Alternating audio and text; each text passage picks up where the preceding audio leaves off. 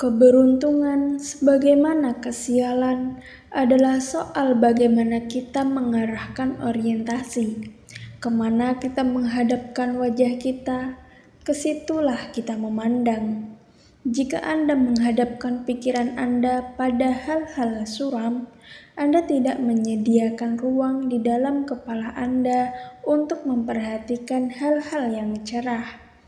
Sebaliknya, jika Anda mengarahkan perhatian Anda pada keberuntungan yang Anda dapatkan hari ini, maka Anda mengelilingi diri dengan keberuntungan. Anda hanya punya kepedulian pada hal-hal yang Anda maknai sebagai keberuntungan. Kesialan tidak ada, karena ia tidak masuk dalam ruang lingkup perhatian Anda. Dan Anda akan menjadi orang yang bersyukur karena hidup Anda dikelilingi keberuntungan. Namun, jika memang keberuntungan dan kesialan adalah soal pilihan, bagaimana cara orang memilih keberuntungan bagi dirinya? Sederhananya, ketika Anda memilih sesuatu, Anda hanya perlu menegaskan pilihan Anda. Ada sekian pilihan di hadapan Anda ataupun situasi Anda hari ini, dan Anda memilih secara bebas apa yang Anda inginkan. Saya memilih sebagai orang yang beruntung, dan sekarang adalah hari keberuntungan saya.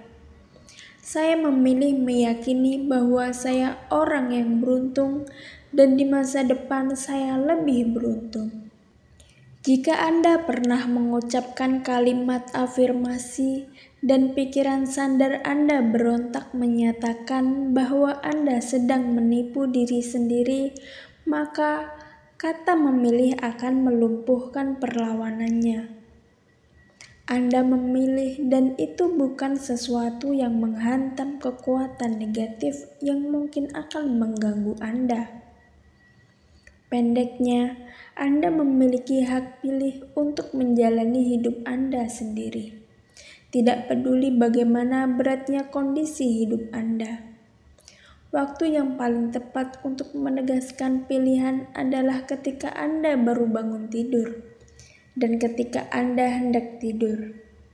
Seorang psikolog dari Inggris, Richard Wiseman, berhasil menyimpulkan karakter orang-orang yang beruntung dan karakter itu bisa ditiru. Menurut Richard Wiseman, keberuntungan itu ada polanya, bisa dipelajari dan dipraktekkan. Psikolog ini ingin meneliti mengapa orang selalu beruntung berada di tempat yang tepat, di waktu yang tepat pula. Ia mengumpulkan data 400 orang, separuh menyatakan selalu beruntung, dan separuhnya lagi menyatakan selalu sial. Setelah melakukan banyak percobaan, dia percaya bahwa sekarang bisa memahami mengapa orang lebih beruntung dibanding yang lain. Ia memulai penelitian dengan memasang iklan di koran nasional dan majalah. Ia meminta orang yang selalu beruntung atau tidak beruntung untuk menghubunginya. Selama bertahun-tahun itu, sekitar 400 orang pria wanita dari 18 tahun sampai 84 tahun datang kepadanya. Orang beruntung itu datang dari berbagai macam latar belakang. Misalnya Jessica, ilmuwan forensik berusia 42 tahun. Ia mengatakan, saya memiliki pekerjaan yang saya cita-citakan, 2 anak yang menyenangkan, dan pria yang saya sangat cintai. Luar biasa jika saya memandang masa lalu saya. Saya sadar saya selalu beruntung di semua hal.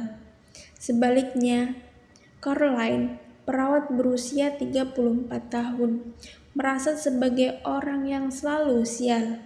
Ia gampang cenderung mudah mengalami kecelakaan. Saat berjalan, ia terkilir karena terperosok ke lubang jalan. Suatu hari tulang belakang cedera karena jatuh. Sampai saat belajar menyetir, menabrakkan mobil ke pohon. Ia juga tidak beruntung dalam urusan asmara. dan merasa selalu berada di tempat yang salah pada saat yang salah. Bertahun-tahun ia mewawancarai orang-orang ini dan mereka dimintai mengisi buku harian, memberi jawaban, melakukan tes IQ, dan mengundang mereka ikut dalam sejumlah percobaan. Hasilnya, menurut Weisman, orang-orang itu memang tidak tahu mengapa mereka selalu beruntung atau selalu sial.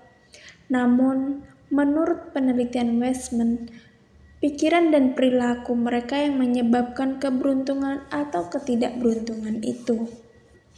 Misalnya saja, bagaimana orang yang selalu beruntung selalu bisa melihat peluang, sedang orang yang sial tak pernah bisa melihat peluang. Richard Weisman melakukan percobaan sederhana untuk melihat bagaimana orang bisa melihat peluang atau tidak. Richard Weisman memberi orang yang beruntung dan tidak beruntung sebuah koran. Ia meminta orang-orang itu menghitung jumlah foto di dalam koran itu. Rata-rata, orang yang tidak beruntung membutuhkan 2 menit untuk menghitung foto. Tapi orang yang beruntung hanya butuh 1 atau 2 detik. Mengapa bisa demikian? Di halaman kedua koran itu terdapat tulisan dengan huruf sebesar 5 cm dan mengisi setengah halaman yang bertuliskan, "Berhenti menghitung." Ada 43 foto di koran ini. Orang yang beruntung bisa melihat tulisan mencolok itu, sedangkan orang sial tidak bisa melihatnya. Richard Weisman juga menaruh tulisan seukuran sama di bagian tengah koran. Tulisannya, "Berhenti menghitung." Bilang pada si peneliti, jika Anda sudah melihat ini dan mendapatkan 250 pound sterling. Tapi kembali, orang yang tidak beruntung itu tidak melihat tulisan itu, sehingga tidak bisa mendapatkan 250 pound sterling tersebut. Orang yang tidak beruntung terlalu sibuk menghitung foto sehingga gagal memanfaatkan 2 peluang di satu koran saja. Tes kepribadian juga memperlihatkan bahwa orang yang tidak beruntung pada dasarnya lebih tegang daripada yang beruntung. Ketegangan ini membuat mereka tidak bisa menangkap hal-hal di luar dugaan yang kadang menguntungkan. Bagaimana ketegangan ini bisa membuat orang tidak bisa menangkap peluang? Richard Weisman melakukan percobaan kembali.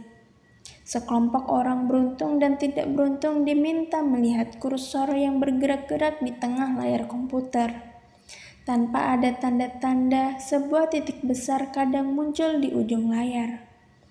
Hampir semua orang yang ikut percobaan ini melihat titik besar yang muncul di ujung layar. Namun, bagaimana jika mereka diberi ketegangan? Mereka dijanjikan hadiah uang besar jika memperhatikan kursor di tengah layar. Mereka menjadi tegang dan memusatkan perhatian pada kursor di tengah layar. Hasilnya, hampir sepertiga peserta tidak bisa melihat titik besar di ujung layar. Richard Weisman mengatakan, orang yang tidak beruntung terlalu fokus pada satu hal, sehingga melupakan hal yang lain yang kadang membawa keberuntungan. Hal ini tampak bagaimana mereka menjalani kehidupan sehari-hari. Saat orang yang selalu tidak beruntung pergi ke pesta misalnya, mereka sangat memusatkan perhatian agar bisa mendapatkan pasangan yang sempurna. Akibatnya, mereka kehilangan kesempatan membuat banyak teman baru, yang mungkin saja satu dari banyak teman baru itu adalah orang yang sempurna menjadi pasangannya. Begitu pula saat mereka melihat iklan lowongan pekerjaan.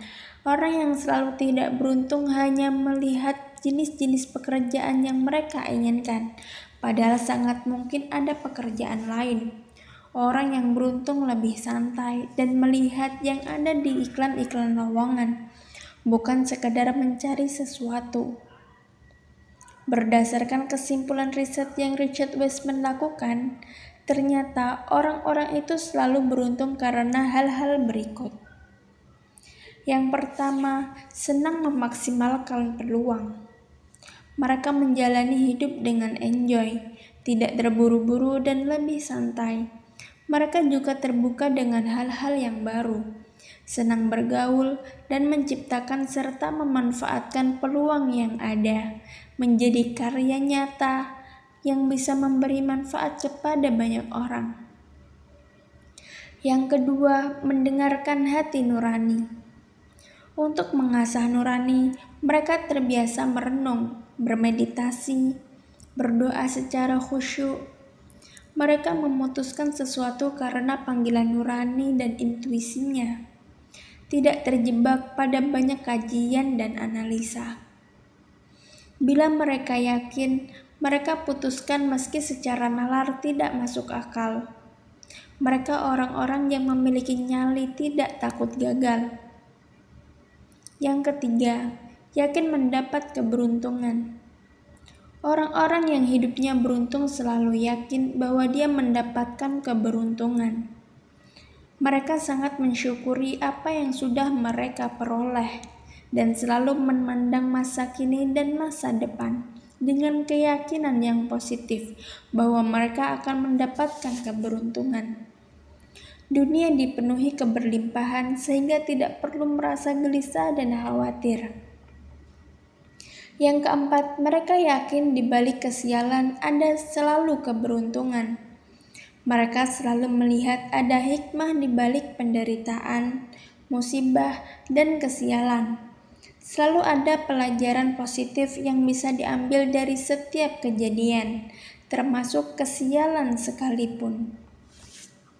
Bahkan mereka sangat yakin di balik satu kesialan terdapat banyak keberuntungan yang bisa mereka dapatkan.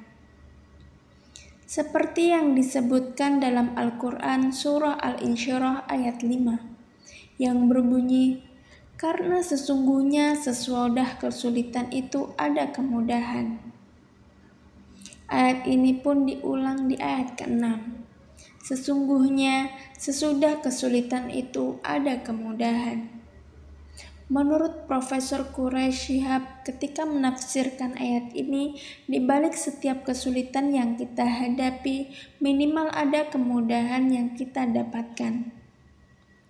Mari kita terapkan kebiasaan orang-orang yang hidupnya dipenuhi dengan keberuntungan, disertai keyakinan bahwa Tuhan benar-benar menjadikan hidup kita dipenuhi keberuntungan.